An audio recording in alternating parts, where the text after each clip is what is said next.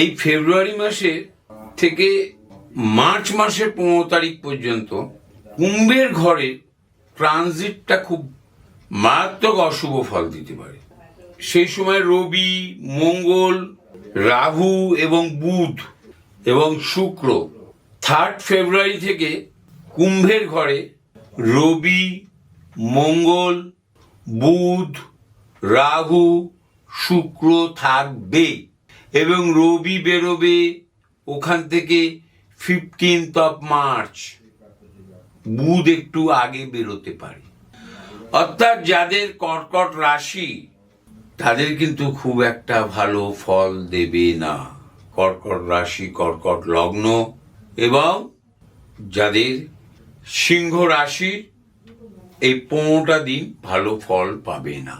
এই 15টা দিন এমনি সিংহ রাশির ফল ভালো হবে, কিন্তু যদি কর্কট রাশির ফল কিছুতেই এই 15 দিন ভালো দেবে না। তার মধ্যে যদি পরীক্ষা থাকে, প্রতিযোগিতামূলক পরীক্ষা থাকে, সেগুলোর ফলও খারাপ দিতে পারে। কাকে ভালো ফল দিতে পারে? বৃষ রাশির ভালো ফল হতে পারে, মিথুন রাশির ভালো ফল হতে পারে এবং কর্কট রাশি ভুলে যাওয়ার প্রবণতা, সিলি মিস্টেক বৃদ্ধি পেতে পারে, কনফিডেন্ট লেভেল কমতে পারে, এগুলো হওয়ার সম্ভাবনা প্রবল।